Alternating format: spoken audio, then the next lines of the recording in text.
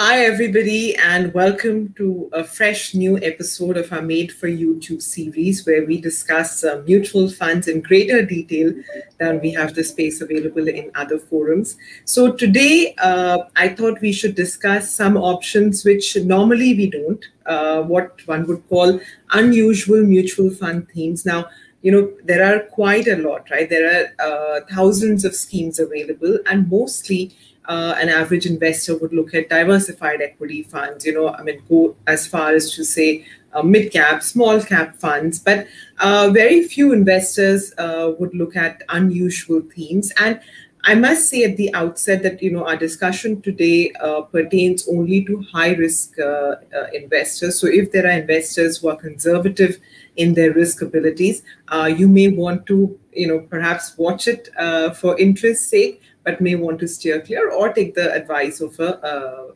financial planner before you actually look at investing in these. So joining me today to talk about exactly these schemes is Mohit Gang of Moneyfront. And those of you who watch my show MF Corner on CNBC TV 18, you would have heard us discussing this last week as well. But today we're going to do more justice to the topic, so discuss it in greater detail. Mohit, thanks very much for joining in again. And this is a topic which caught my fancy as well, and which is why I thought that a lot more people may be keen to, know more details about this than what we could discuss last week. So thanks very much, Mohit. But let's first begin by talking about exactly what constitutes an unusual theme. What is unusual? And what would you put in that bucket? Hi, Sumaira. Good afternoon, and happy to be discussing this again. So, look, unusual, as the word says, is something which you rightly said, which catches your fancy, right? And it actually catches your fancy as to what exactly lies underneath these special themes or special names, which sound very attractive and glossy at times. But as you rightly put it out at the start, these are meant for very high risk investors. And these are not actually the advisable themes to get into. Be very, very aware and cognizant before anyone enters into this theme. As a personal disclaimer from my side also, I would just want to put it out that please consult your financial advisors before you actually take a dip into it. So unusual, yes, because out of the entire universe of 44 fund houses, coming down to 43 actually now, and maybe 2,500 odd schemes, right? And out of 10 lakh crore or over that equity AUM, these are things which the underlying stocks are very, very unique in the nature, right? So these could be like contra funds, special situation funds. These could be some very special index or ETF options, or some very exotic international themes out there, some commodity funds, sectoral exposures, and sectoral, not like very generic sectors, but very specific sectors with very specific and pinpointed portfolios, right? So I think the underlying portfolios are very, very different. The holdings are very different. The stock selection universe is very restrictive, and that's why these are very unusual in nature. Okay, so by unusual, you mean that a very concentrated bet, you can say, right? I would say more like an exotic theme. Okay. Basically, the universe of stock selection obviously is very restrictive, and the theme per se caters to a very specified zone of investing, technique of investing, or a very limited universe of investing, basically. Okay, so basically, when somebody says "kuch naya batao, kuch aur batao," this is for those kind of investors. Okay, but you must, like Mohit and I have said, watch out for your risk profile. But let's start. You mentioned, contra funds, sectoral funds, etc. Now, sectoral funds have been around forever, right? What is so unusual about it? Pretty much every investor would have some sort of sectoral fund, right? Oh, yeah. So look, again, I would say that it's not advisable to go in for a sectoral fund. Ideally, a diversified fund or a flexi cap is a better choice. But sectoral, maybe there are many sectoral funds, right? So you have that common banking and financial services fund, which is available with every fund house currently. Not talking of that, you have that pharma, IT, tech funds, which are also like the flavor of the season and available in plenty. But then you have very niche sectoral funds. So I'll talk about few in specific details. So let's say a UTI transport and logistics fund, very small AUM, but the fund caters to a very different theme, right? So only transport and logistics companies like Tata Motors, Mahindra and Mahindra, Ashok Leyland, Eicher Motors, very different companies who are helping build the logistics chains across the tier 2 and tier 3 cities or the rural hinterlands of the country. So very different theme, a different firm. It's and the ancillaries also, right? So this is not just auto companies, but their ancillaries also out there. So that's one kind of a theme. You have sectoral funds which have like MNC fund and Aditya Birla Sun Life MNC fund. And again, a disclaimer out here, I've been invested into this fund myself for like good 10 years now. So it's, I honestly, when I started investing into this fund, just the name, the underlying names caught my fancy, right? You have the who's who of the global MNCs out here who are listed in the country or who have their subsidiaries in India. Names like Livers, Nestle, Colgate, Bosch, right? You talk of those classy names, good professional managements, very high standards of managerial abilities, professionalism, and great companies, right? Great businesses all across. So I personally love that team. There are other couple of MNC funds also available in the market, but this one stands out for me because it's a good long track record. So that's on the MNC side. Then you have infra funds. Like, look, so all infra funds, and the unfortunate part about an infra fund is they will have banking in the portfolio, which to my mind is not a pure play infra, though banking is an ancillary or is kind of supporting infra growth through loans and all, but it's not an infra play. There are only three pure play infra funds in the country: an ICICI approved manufacturing in India, a Nippon power and diversified power and infra fund, and there is one SBI fund, I think, right? So these are the only IDFC infra fund. I'm sorry, IDFC infra fund. So these are the only pure play infra funds without banking. So if you want more power, go for Nippon. If you want more engineering, go for IDFC. If you want more construction, cement, that kind of thing, go for manufacturing in India, ICICI. But different, right? So that's all about sectoral themes. So if you go deep dive, you find such, and then there are PSU funds also. PSU has been rallying in the market like anything. So you have a UTI PSU fund, and there are a couple of other PSU funds. You have rural consumption funds. So you have a Mahindra Rural Consumption Fund and a Sundaram Rural Consumption Fund. So if you're betting on the rural growth, right, those are great themes to go for. So sectoral, but niche areas, very unique themes. The universe is restrictive, but if you're really keen on those kind of themes and you think you know about them, you might want to take a punt. Okay, so basically this is about sectoral funds, and we'll talk about the returns and all in a bit. But first, you want to just I want to put all the different kinds of ideas out there, and then we'll talk about what's common or not between all of them. Commodity is another play, right, which a lot of investors like. Would that fit into this unusual theme? And what has been your reading of this whole sector play? Oh yes, absolutely. So I'm not talking about the usual gold funds out there, which are available across the fund houses. But let's say there was a recent NFO of BNP Aqua fund of funds, right? So the water value chain, how global water value chains work, and companies related to water conservation, purification, so on and so forth. You find very little or like no names in India in that universe. But if you are really keen on that, I think that's a great theme. They've collected almost like 87 odd crores in the NFO, right? And then you have those commodity funds, like you have an SBI commodity fund, all the good metal, cement names out there. You have a Tata commodity fund. It's called Tata Natural Resources and Energy Fund. Then you have a DSP World Natural Resources and Energy Fund. They have 10% exposure in a DSP World Energy Fund and 10% exposure in a DSP World Natural Resources Fund, and then around 70% of the portfolio in Indian commodity companies, right? So global flavor plus Indian companies, a good mix if you really want to go for that. So these are very different kind of commodity themes which are available out there in the market. Okay, so when we normally think of commodity, we only think of gold, silver, etc. But now you know that there's an aqua fund of natural resources and so on.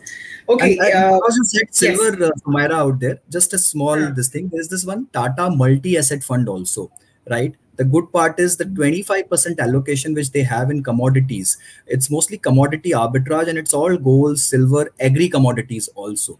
So in a multi-asset theme, actually, if you want a true commodity exposure, then that's one thing to go for or look at. So just. Okay, fair enough. And Mohit, when you're talking about all of these unusual themes, one thing that stands out is that a lot of them have the international exposure, right? So, are there any such unusual plays which can fit into the international investing bucket? Oh yeah, the world is open to Indian investors, and it was never as open as it is now, right? So you have obviously your usual LRS way of directly investing into stocks, but all the good names you would honestly want to invest in are available through a fund route. So you recently had a Mirai Fang, like the 10 big glossy names across the world. You have your Baidu, Alibaba, Facebook, Alphabet, Google, everything. So like it's all out there. 10 good classy names. You can just invest into that Fang fund. They've collected almost like 800 odd crores out there. A good NFO by all means. Then you have on the international side, you have a Brazil fund from HSBC, which invests into an underlying HSBC Brazil fund. Be very careful. The AUM is only, I think, around 13 odd crores or something. You have a Yeah. Asia Pacific fund from HSBC. You have a Japan fund from Nippon. If you're really keen on Japanese market, right? So these are very, very different markets if you really want to take a pulse of it. Then on the international theme, uh, you find many fund of funds. So you have those Nasdaq and S&P ETFs which are available with Mohit. So you can directly invest into those funds. You have an Edelweiss Greater China Fund and an Edelweiss US Technology Fund. Both of these are JP Morgan funds. They were run by the JP Morgan fund house in India, and finally it got taken over by Edelweiss. But they're still managed by JP Morgan offshore, right? So Greater China, if you want to invest in China, Taiwan, and Hong Kong. Good theme, good performance, decent fund. US Technology Fund is a great theme. Companies which are leading or pioneering the technology revolution in US and semiconductor names, few of the bigger players out there, you can find all in that fund. So yeah, these are few very different international funds available. Okay, so what else is there? We've covered sectoral funds, commodity, international. Is there anything else that you can think of? There are many, Sumaira. Look, so honestly, I think, and the good part about Indian mutual fund in the industry is they're never short of innovation, right? So every month you have a new NFO, and out of them, I'm surprised how they come out with these exotic themes every time. So, you have an SBI minimum variance fund. The name and the theme or the objective says that they are supposed to be investing in companies which show least amount of volatility in Nifty 50 stocks. But honestly, I think there are 50 stocks in the portfolio, so I'm not sure what least volatility are they chasing for. But yeah, that's the theme. So if you want a lesser volatile fund, maybe that's the idea. But the standard deviation of the fund is 22%. So and which is at par for course. So that's one. You have a JM Core 11 fund. Only 11 names in decreasing order of volatility and risk, and decreasing order of holdings. So only 11, highly concentrated portfolio, more concentrated than your focus themes. You have a DSP World Gold Mining Fund. I like that theme. Honestly, it's been a very long old fund. The good part is the underlying DSP World BlackRock gold fund has exposure of around 82 odd percent in gold mining companies, exposure of around I would say 10 odd percent in silver mining, and around 5 odd percent in platinum and related metal mining companies, which is very, very different. So if you're bullish on these commodities, there is a multiplier to be made if you're invested in the mining companies of these products. So that's a good one actually, the DSP World Gold Fund. Then you have a Tata Ethical Fund, different theme again, but the only one available in the market along with the Taurus Ethical Fund, which is a Sharia compliant fund. So, if by religion you would want to avoid liquor companies, tobacco companies, and few other names, you might just want to take a dip into this one. 800 odd crore AUM, decent fund, decent performance, managed by Annette Fernandez. So, a good one. So, yeah, these are few of the different ones. Okay, Mohit, now let's talk about what is common right across these. One is, like you said, that the risk is very high across the board for all of these funds, right? So, what are the risk adjusted returns like? I mean, I'm looking at the 1 year and the 3 year. And while most of these funds have done well, in the last 1 year, particularly the commodity funds, what do the risk adjusted returns look like for investors? Look, so honestly, though the returns look classy for last 1 year, but they look classy as as well for your index funds, large cap funds, for your small and mid caps in the Indian market as well. Like look at small cap funds in Indian market. They're like around 120 odd percent return on an average last 1 year. Mid caps are around 100 odd percent, 80 odd percent return. Large caps are around 75% odd return last 1 year performance, right? So when you compare to that basket, the returns are in line. They're not like outrageously high. Maybe for some of the themes it might be the case. But look, again, then there are caveats. There are multiple factors one has to take into cognizance before you dabble into these kind of themes. I'll just capture one by one. So let's say international funds. Okay. Now, international funds, you have to be wary of taxation.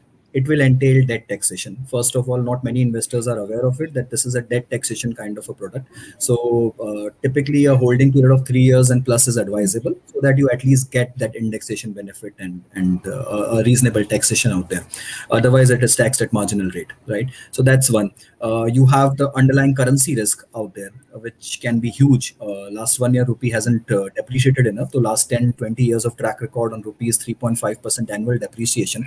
And that will keep aiding the overall return if rupee depreciates. But if rupee were to go the other way, then be prepared for a negative mark on your funds return.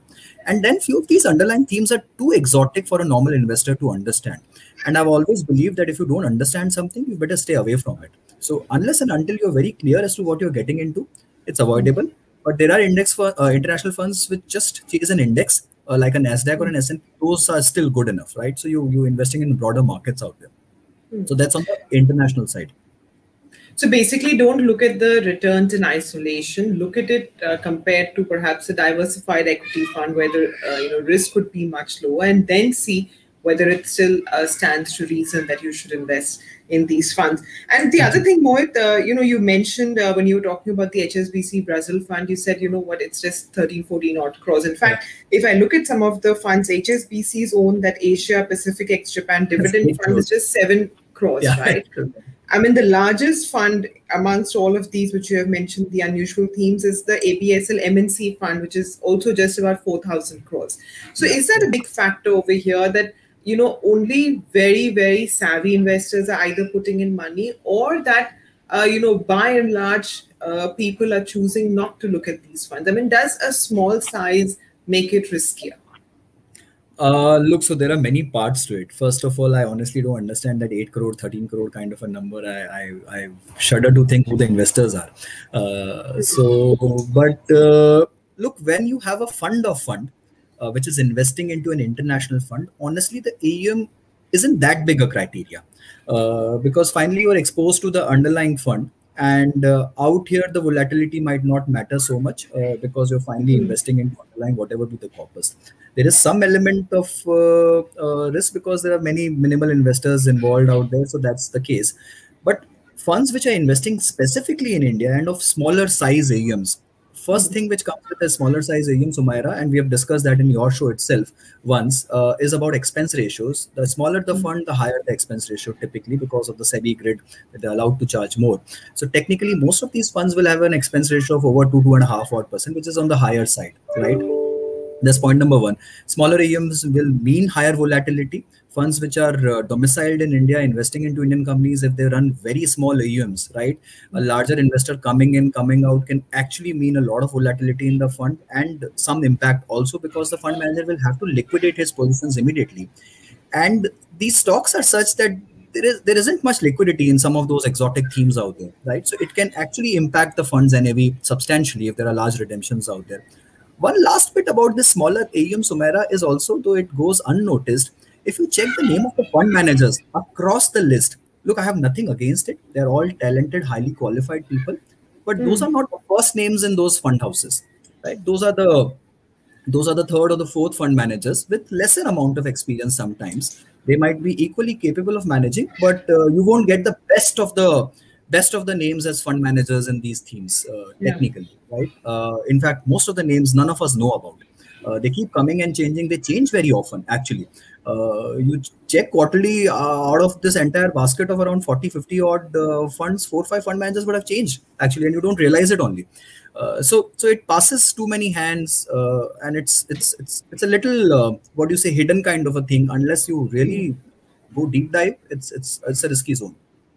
Okay. And, I would, on the contrary, imagine that an AMC has chosen to go for a theme like this because they had a fund manager who specialized in that theme. But if you're saying that the fund managers keep changing, then, that's a question mark also on the specialization of the next person who comes in, who may not be looking at this theme very closely. The other thing is, and I mean, one thing is that the AUM is small. The other thing is that the universe they're looking at is also small, right? I mean, if you Absolutely. look at, say, this,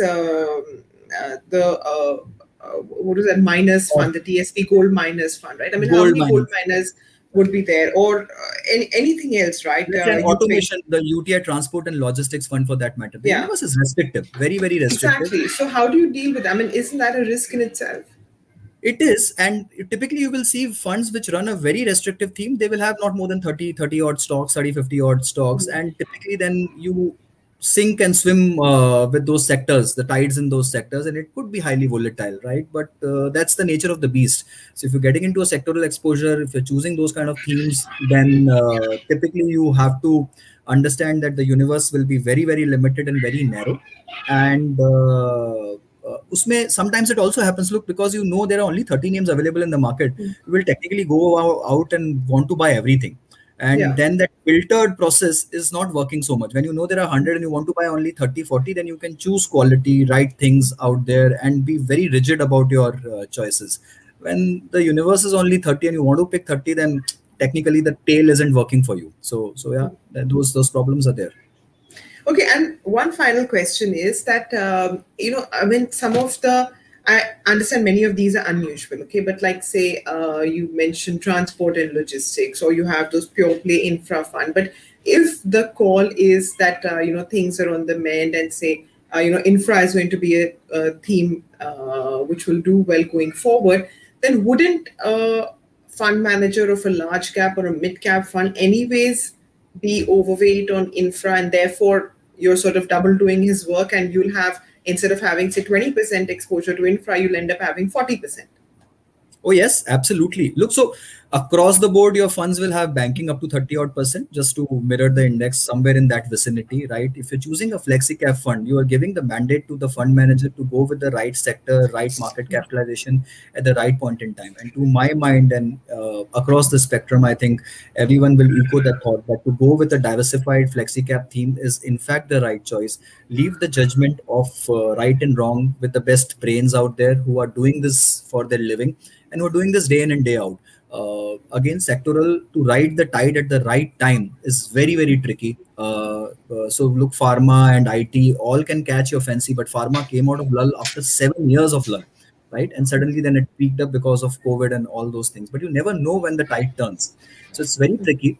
And all fund managers have taken pharma stocks for last 1.5 or 2 years maybe, right? So they understand the theme well, and they are any which ways reshaping, remodeling their portfolios in sync with the market. So always better to stick around with flexi caps and diversified funds and go with the ability of a fund manager. Okay, so therefore, is that the final call that, while we have spent 23 minutes discussing unusual themes, the better, decision is to go with diversified equity funds? Oh, yes, any day. That's the blind call. You should have flexi cap and diversified funds in your portfolio. In fact, that's the first thing you should do, along with the large cap choice.